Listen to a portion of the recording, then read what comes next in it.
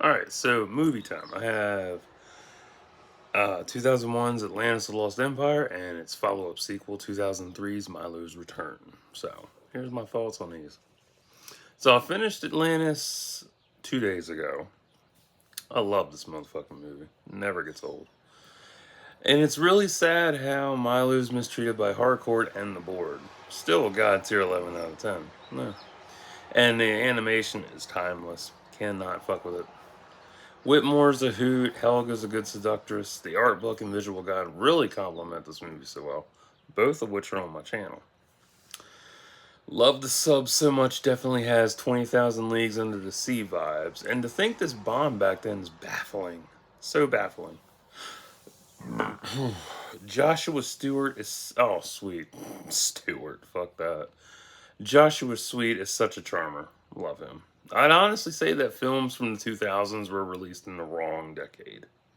Yeah, it really was. I'll do a vid explaining that then. The Leviathan is my fave vessel in this. Always. And I'm just realizing how adult this movie is too. For 2001, Disney 2001, yeah. From the alcohol references, violence, smoking, honoring the dead, and peril too. Yeah,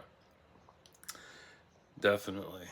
Crazy. And plundering too. And tomb raiding. Yeah. Milo putting on his grandfather's helmet is an homage to Spaceballs, not Vader. I just realized that. Like, I was like, I knew that was familiar. I couldn't place the damn thing. All of them bonding with their origin stories is so good. I want to know what Mole's story is. I really do. God, I fucking love Atlantis' layout. It never gets old. I miss Leonard Nimoy. Damn. Kida is forever the best Disney princess. Massively underrated. We are like a stone the ocean beats against. With each passing year, a little more of us is worn away. Heavy quote from Kida. And true story. The heart of Atlantis lies in the eyes of her king. When the logo is in Rourke's eye, that's a callback to Gaston's death when you see skulls in his eyes. Yeah, for those of you who didn't know about that, yeah. When Gaston dies, you see skulls in his eyes. Yeah. It's sad that the denizens of Atlantis can't read their own language. It's so sad. And the boldest part of this movie is showcasing the symbiosis between Kida and the crystal, making her a deity. Huh. And the fact that there's no musical numbers in this at all. The real reason this failed stems from people expecting another Disney princess story with musical numbers. Instead, they were told a intelligent adult fantasy epic that didn't resonate with the audience. So sad. Like, this is good. So's Treasure Planet. Shit. It's frightening seeing Atlantis lose its luster and king after Rourke takes Kida across the bridge. And this would have been epic in 3D D-Box, easily. I do wonder if Helga was supposed to get chopped in half after falling, because the way she falls, like, them blades would have chopped her ass up. Milo putting the chain around Kida's box is a callback for Back to the Future, because Michael J. Fox. And Doc. So, yeah. Seeing the Stone Guardians erecting the shield is still phenomenal. Best animation part. The floating stone-headed king is sadder now since Spock's dead. Yeah. I didn't know Joss Whedon was attached to this project. That was a shock. Maya's Where the Dream Takes You is a beautiful song. I bought that years back. I loved it. Even the watery background for the credits is mesmerizing. It's so perfect. And it's perfect because if you saw this in theaters back then, the animation was bright and stuff, and then you have the watery credits coming at you, and they're dimmed down, so it's not as bright. So when you go outside, you're like, ah. Nah. That's right, this was Jim Varney's last film, too. Man, oh man, this movie hits so much deeper on a rewatch. Oh man. Oh my.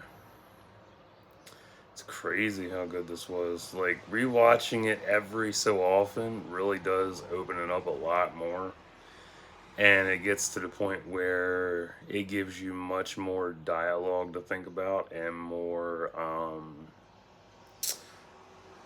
just different things to really cherish about it. Whether it's the animation, whether it's the story, whether it's just the general layout, and the books always help it more. So, Milo's Return. I remember watching this back then and thinking it was a downgrade in animation, but it's really not. Of course, I don't remember what it's about. And it's good seeing the city rebuilt, and Obby's cute. Super adorable. Now, I know what they did with the animation. They made it lighter in tone because it's a time of celebration, not mourning. Because if you look at the first one, it's about mourning because king's dying, call the civilization itself is just being rediscovered and dying as well. And then all the events in that film, crazy. Whereas this is more a rebirth. It's healing. There's trouble in the surface world stemming from Atlantis. Edgar Volgood looks like Scrooge. Yeah, he does.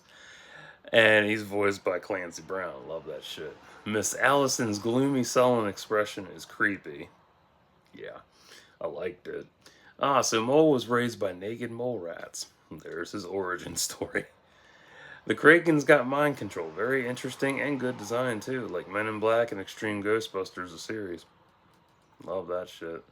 Kita learning about the surface world while struggling to navigate her role as queen is pretty good so far. I like that. Mole's knowledge is on full display here, too. Also, a likable trait. The sand coyotes are cool too, and it's amazing how Atlantis influenced all the cultures. Eric Hellstrom stole Odin's spear to bring about Ragnarok. Hoorah. Kita looks good in Viking armor. I want to figure that shit. Pretty wild how Psycho the spear made Hellstrom. Yeah, boy lost his shit.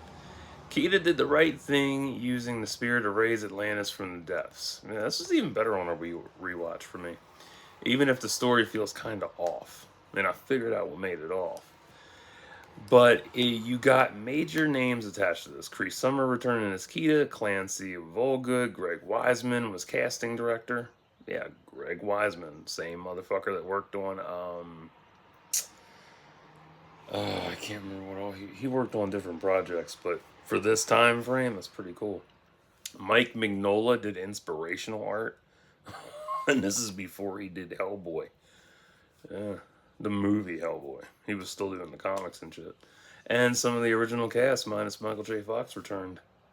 I'd say it's underrated as a sequel, but doesn't outdo its predecessor. It really doesn't.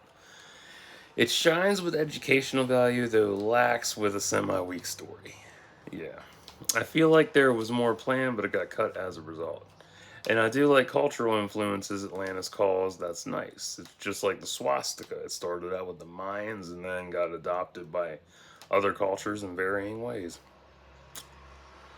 I think if everything had been a direct result of Atlantis, it would have panned out better. Oh yeah, that's okay. Yeah, I'm getting to that. Confused me for a second. The Kraken was an isolated gig, while the Nishoni and Odin were more involved. Yeah, the Kraken was just a separate story. It didn't really connect. Should this have been made 50-50? It does have the cultural education going for it, but small world tour story does hurt it. Yeah. I enjoyed it, though. That's what counts. I'd also say it's underrated for introducing new elements, such as Kita exploring the world, new areas of Atlantis, new creatures like Abby and the other beasts, the vendor market, and cultural tie-ins. That's good stuff. How would I rate this? I guess a simple 5 out of 10. Like, it's good, but you don't really need to, like, I don't know, harp on it a whole lot. It adds to the mythos started by the original, though skips over a lot. Yeah. Which sucks, because if it added more, it'd be cool and have a higher rating. It's still worth the watch, though. Plus, the title is wrong. Yeah, that's the fucking problem with the title. It should be Return to Atlantis, not Milo's Return. Saying it's Milo's Return implies he left when he didn't. Or even Atlantis' quest for the spear or artifact hunt. Because they are hunting for artifacts, so... So, that's what I got for these two. If you enjoyed these, great. Good to know. If not, I totally get it. I will always pick the original over Milo's Return. They're both great, but I like the original so much more. So, if you don't like Disney, that's cool. If you love it, good. So, yeah. But I can't think of anything else. Like, the movie is good, it's just got its problems. Happens. So, I will hop off of here. I have other uploads to do from my phone. um, and yeah, I'll either be back or no. I still have to check my memories yet. I just wanted to get this shit out of the way while it was fresh. So, stay tuned.